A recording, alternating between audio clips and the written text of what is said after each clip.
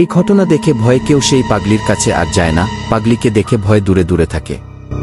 গ্রামের মানুষ যেন অসহায় হয়ে পড়ছে, এমন অবস্থায় কেউ কেউ বললেন, আচ্ছা আমাদের জালাল কবিরাজ কই, ওকে খবর দাও, ও এসে দেখুক কি সমস্যা। জালাল কবিরাজ অনেক ভালো।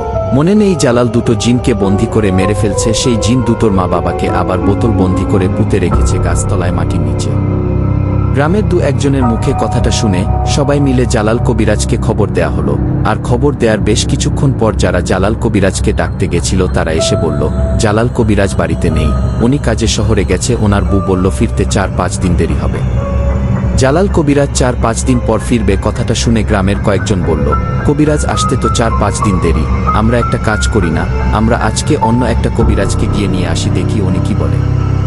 ওনাদের কথায় সবার মতো দিলেন। আর কথামত সেদিন বিকেল বেলা 2 গ্রাম পর থেকে একজন কবিরাজকে নিয়ে যখন আমাদের গ্রামে আসবে, মানে কবিরাজকে নৌকা করে আমাদের গ্রামের ঘাটের কাছে নিয়ে আসার পর কবিরাজ নৌকা থেকে নেমে গ্রামের মাটিতে পা রাখার সাথে সাথে বলে, ও বাবু আমি কোথায় আসছি, এই চলো চলো, আমাকে যেভাবে নিয়ে আসছো সেভাবে রেখে আসো, উঠো আগে নৌকায় উঠো। কবিরাজের এমন আচরণে সেখানে থাকা সবাই জিজ্ঞেস করল, আরে কবিরাজ সাহেব কি হয়েছে, এমন করছেন কেন? সবার কথার জবাবে কবিরাজ বলে, কিছু হয়নি বাপু, আমি এই কাজ করতে পারবো না, আমার মরার শখ নাই, তোমরা অন্য কবিরাজকে নিয়ে আসো। কথাটা বলে জোরাজুরি করায় সবাই আবারও কবিরাজকে তার বাড়িতে ফিরিয়ে দিয়ে আসে। কবিরাজকে ফিরিয়ে দিয়ে আসার পর গ্রামের সবাইকে তারা সব ঘটনা খুলে বলে। সব ঘটনা শুনে সবাই ভাবতে থাকে কি এমন আছে এই গ্রামে যে কবিরাজ গ্রামের মাটিতে পা রাখতেই ভয় পালিয়ে গেল। উনি পালিয়েছে, তাতে কি আমরা কাল অন্য আরেকটা কবিরাজ নিয়ে আসব?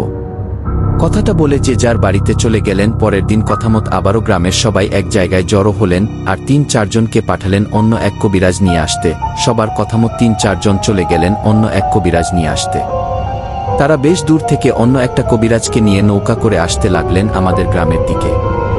নৌকা যখন আমাদের গ্রামের ঘাটের দিকে আসছিল তখন নৌকায় বসে থাকা কবিরাজ বলল, এই দাঁড়াও দাঁড়াও, আমি আর যাব না, নৌকা ঘুরাও, তাড়াতাড়ি ঘুরাও। কবিরাজের কথায় নৌকা ঘুরিয়ে উল্টো দিকে যাওয়ার সময় কবিরাজ বলল, আমি এই কাজ করতে পারবো না, আমি চলে গেলাম, তবে যাবার আগে একটা কথা বলে যাই, তোমাদের গ্রামে নেমে আসছে এক ভয়ঙ্কর অভিশাপ, খুব শক্তিশালী একটা জিন আছে তোমাদের গ্রামে। এখন সে পুরুষ জিন না নারী, সে কোনো জাতের সেটা বলতে পারবো না, আমি আর বেশি কিছু বলতে পারবো না, বাবা আমাকে বাড়িতে রেখে আসো।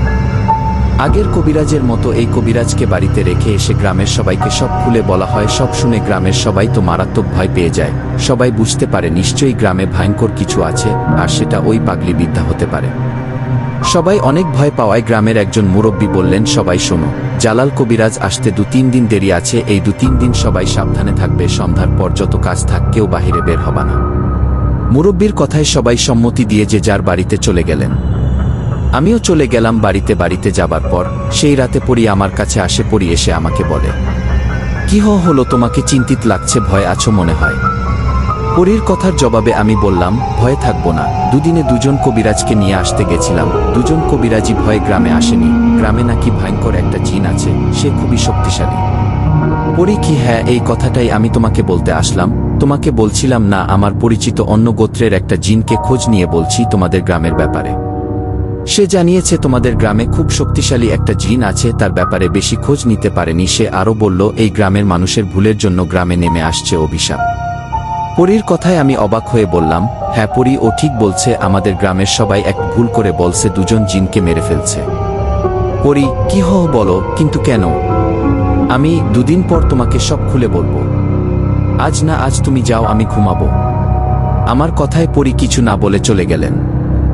এই ঘটনার পর কেটে গেল 2 দিন। 2 দিন পর গ্রামে ফিরে আসলো জালাল কবিরাজ। জালাল কবিরাজ গ্রামে আসতেই সবাই ওনার কাছে এসে জড়ো হলেন।